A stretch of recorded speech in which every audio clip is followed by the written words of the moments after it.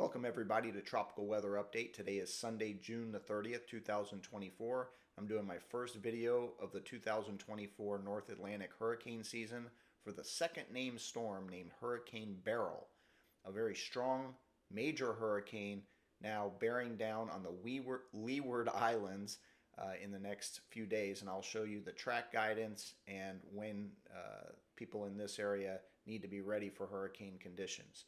This is a very strong storm, already a Category 3 hurricane, likely will get stronger over the next few days.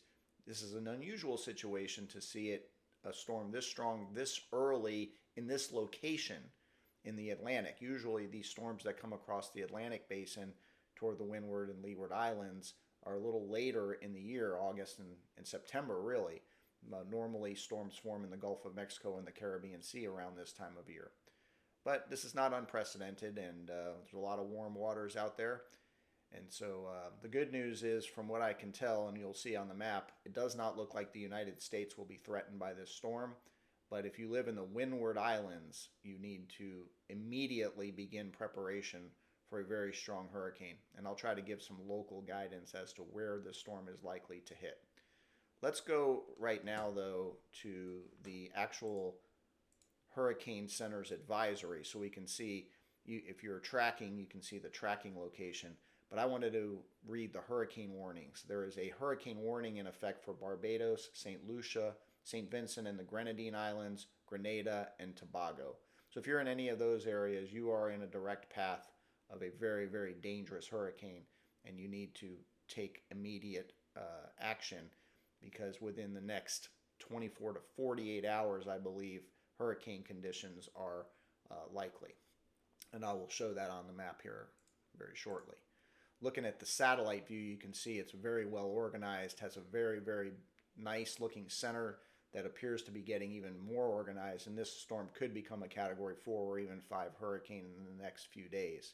I think it's going to weaken once it gets into the Gulf of Mexico, but for now, the guidance is that it will remain strong as it approaches the Windward Islands. Let's look at the National Hurricane Center map, and as you can see, it's by 2 a.m. Monday, it's really getting very close. So that's not too far from now. So within 24 hours, we're going to have hurricane conditions in at least some portion of the Windward Islands.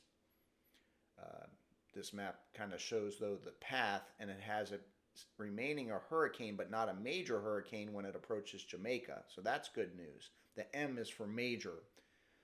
So it likely, hopefully, will not be a Category 3 hurricane when it approaches Jamaica. And then they have it going toward the Yucatan Peninsula, I believe that is, of Mexico, which has mountains, and therefore it likely will not hit the United States, at least based on the guidance at this point. Of course, that is very, very long-term guidance all the way through Friday, and things can change in that time frame. But for now, Florida, Texas, Louisiana, the Gulf Coast is not within the crosshairs of Hurricane Beryl.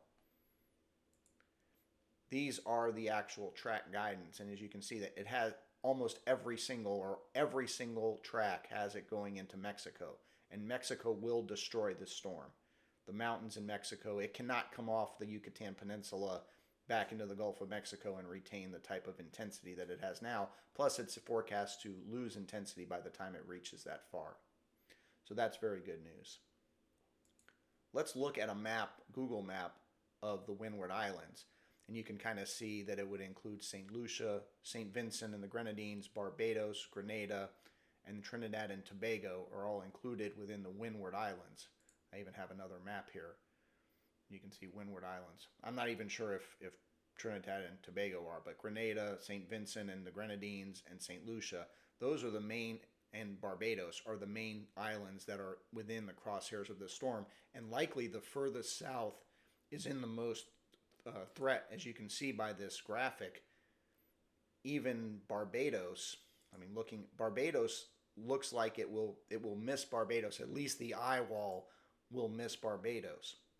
So based on what I'm seeing here, Grenada really is in the greatest danger of the eye wall hitting.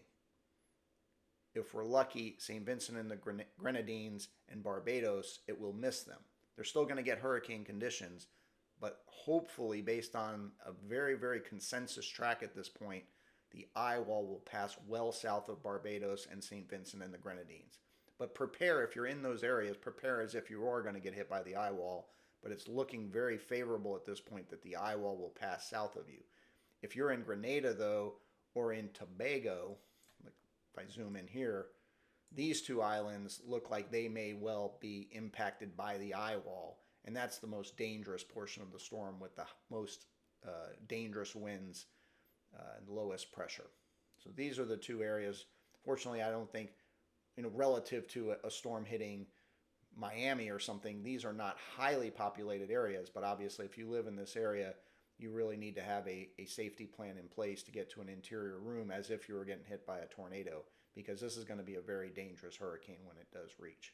Again, looking at the map of the Windward Islands or the southern islands, there's the Windward and then there's the Leeward Islands, which are the northern parts of that chain of islands. We're talking about the very southern Windward Islands here as far as who is going to be impacted by this storm. Anyway, that's my video. If you do find this useful, please like it, share it, subscribe if you have not subscribed, and I will try to do updates throughout the hurricane season as warranted on major storms like this one. Thank you very much for tuning in, and be safe, everybody. Have a great day. Thank you.